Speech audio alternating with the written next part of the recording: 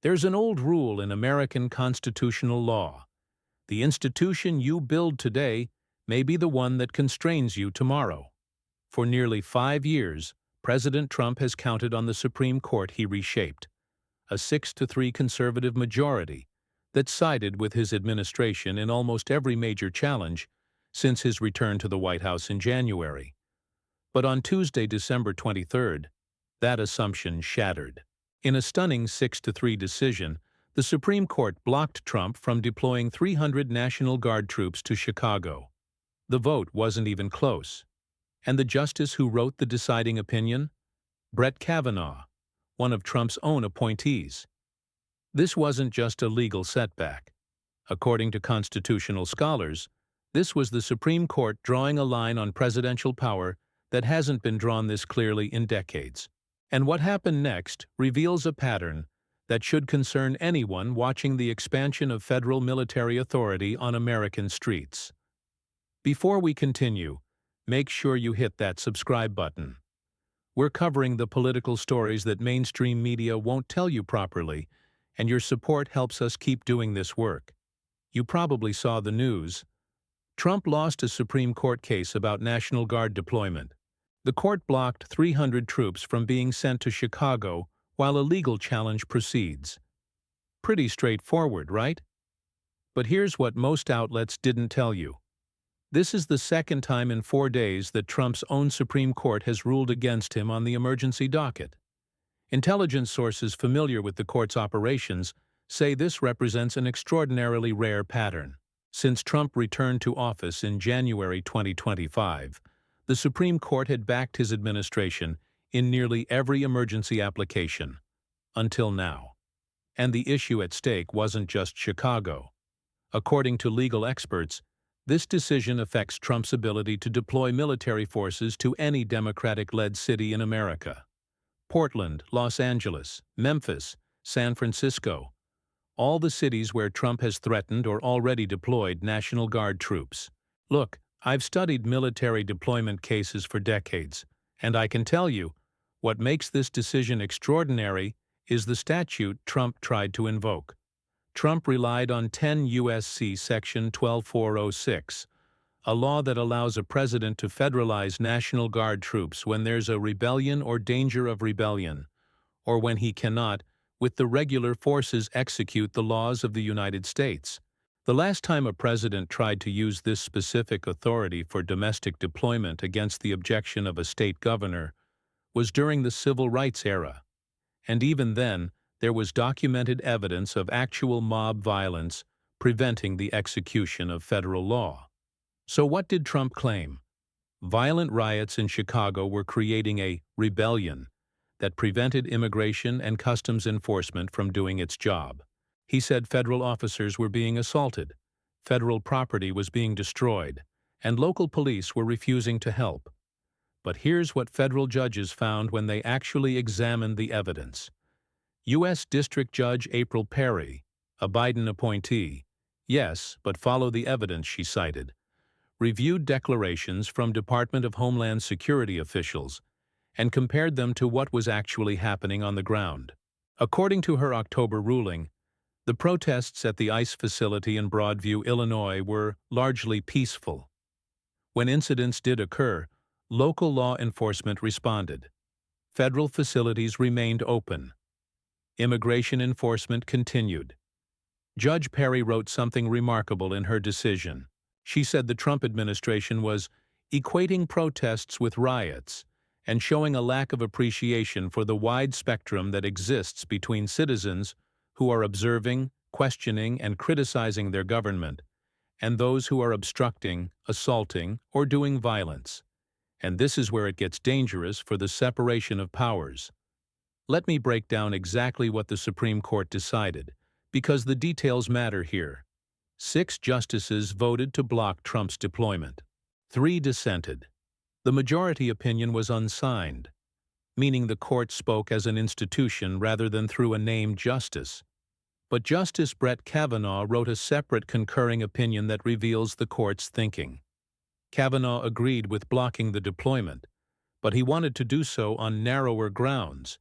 He wrote that Trump had not made the statutorily required determination that he is unable, with the U.S.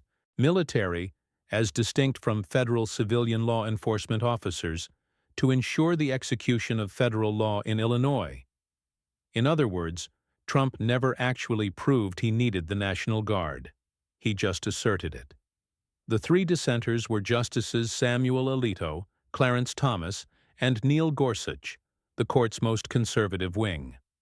Justice Alito wrote a 16-page dissent arguing that the protection of federal officers from potentially lethal attacks should not be thwarted.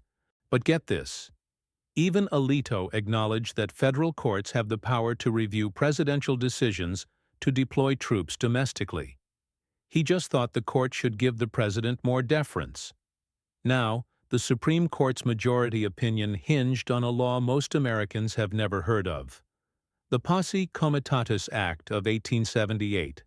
This statute, passed after the Civil War, prohibits the military from executing domestic laws except when explicitly authorized by Congress or the Constitution.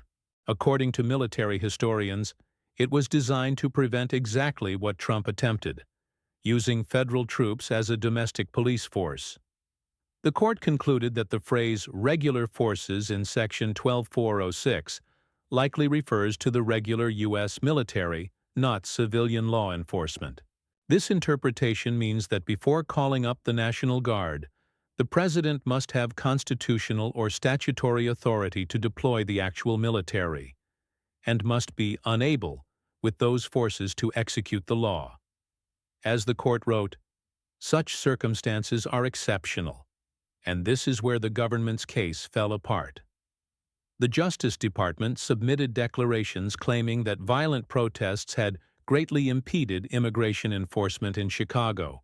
Deputy Attorney General Todd Blanche characterized the situation as federal agents operating under the constant threat of mob violence.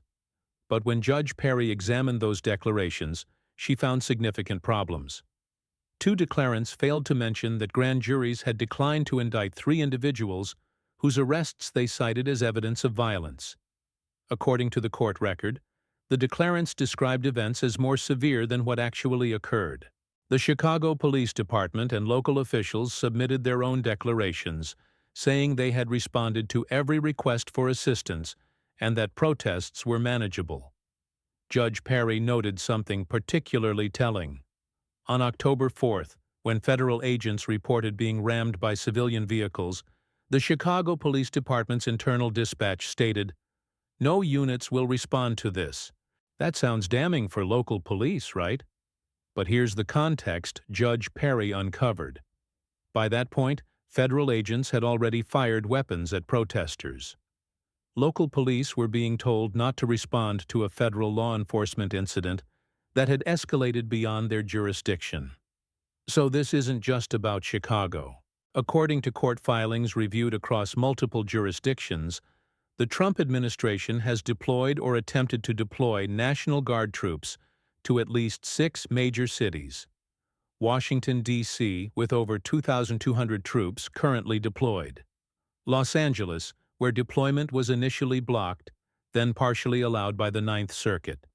Portland, where deployment was permanently blocked by a federal judge in November. Memphis, blocked by Tennessee State Court. Chicago, now blocked by the Supreme Court. And San Francisco, threatened but not yet attempted. In Oregon, U.S. District Judge Karen Immergut, a Trump appointee, held a 3-day trial and ruled that Trump did not have a lawful basis to federalize the National Guard. She permanently blocked the deployment. Judge Immergut acknowledged that violent protests did occur in June, but found they quickly abated due to the efforts of civil law enforcement officers. Since then, she wrote, protests have been predominantly peaceful. Intelligence analysts note a pattern. Trump's Justice Department consistently describes Democratic-led cities as war zones, requiring military intervention, while federal judges who actually examine the evidence consistently find peaceful protests with isolated incidents handled by local police. So why should you care? This isn't just about whether Trump can send troops to Chicago or Portland. This is about the fundamental question of whether a president can deploy military forces on American soil over the objection of state governors when there is no actual invasion or rebellion. The Posse Comitatus Act exists for a reason. According to constitutional scholars, allowing the president to use military forces as domestic police fundamentally changes the relationship between citizens and their government. When civilian police make an arrest, you have established legal recourse. Rules of engagement are clear. Oversight mechanisms exist. Officers can be sued, prosecuted, held accountable. When military forces execute domestic law, those protections become murky. Military personnel operate under different rules. The question of who has jurisdiction, civilian or military courts, becomes complicated. As Justice Kavanaugh noted in his concurrence, the court's decision could have implications for future crises. He posed a hypothetical. Suppose a mob threatens to storm a federal courthouse and local police are outnumbered. Could the president federalize the National Guard to protect federal judges? Under today's ruling, Kavanaugh suggested, the answer might be no, unless the president first proves he cannot deploy regular military forces. But there's another dimension here that affects every American regardless of party affiliation. If a Republican president can federalize state National Guard units over Democratic governors' objections based on claims of rebellion that courts consistently find exaggerated, what happens when a Democratic president tries the same thing in Republican states? According to legal experts familiar with federalism disputes, today's Supreme Court decision may have just prevented that scenario from ever developing. By setting a high bar for presidential deployment authority, the court made it harder for any future president, Democrat or Republican, to militarize domestic politics. And there's a direct taxpayer impact.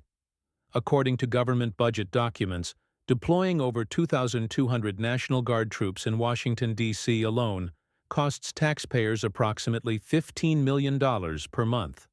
That includes salaries, housing, transportation, and operational expenses. The Trump administration has deployed or attempted to deploy troops to at least 6 major cities. If all those deployments had proceeded, the estimated annual cost to American taxpayers would exceed $200 million. And for what purpose? As Judge Emmergut found in the Portland case, civilian law enforcement was handling the situations effectively. So what happens next?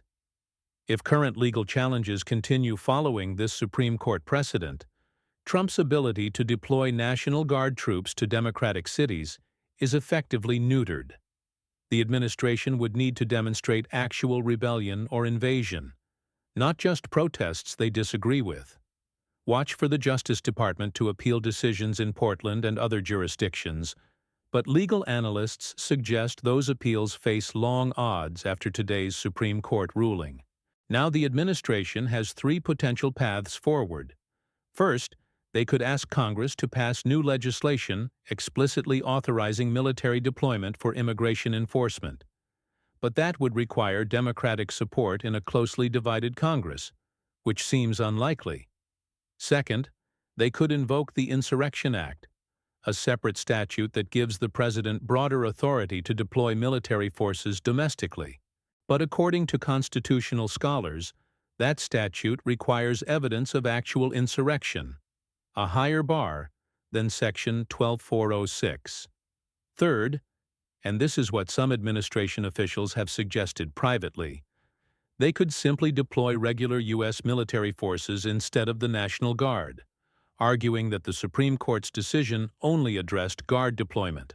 But that move would be even more controversial and would likely trigger immediate legal challenges under the Posse Comitatus Act.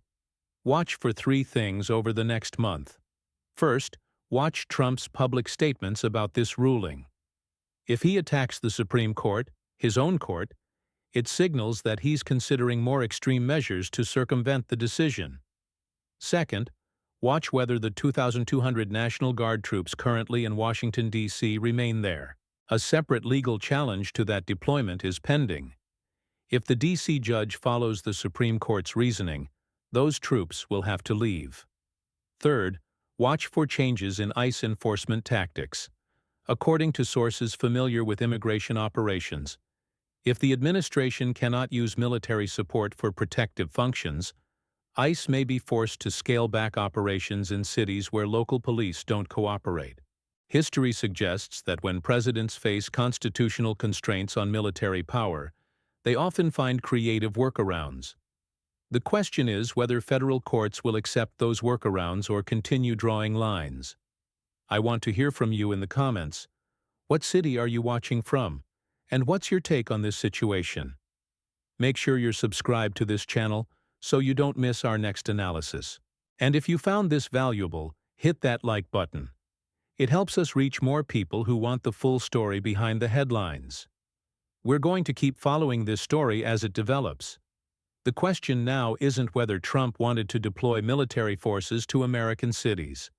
The question is whether the Supreme Court he built is willing to let him. For years, legal scholars warned that a 6-3 conservative majority would give Republican presidents unchecked power. Tuesday's decision suggests that assumption was too simple. When Justice Kavanaugh, appointed by Trump, confirmed amid fierce controversy, writes an opinion constraining Trump's military authority, something fundamental has shifted. There's an old saying in constitutional law: institutions matter more than individuals. Right now, we're watching that principle play out in real time. While cable news focuses on holiday shopping and year-end retrospectives, a quiet constitutional battle is being fought in federal courtrooms across America. And those who understand what's at stake are watching very carefully. Because what we're witnessing isn't just about National Guard deployments.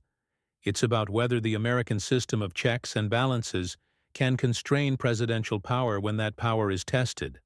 The answer is still being written. But Tuesday's decision suggests the answer might surprise everyone.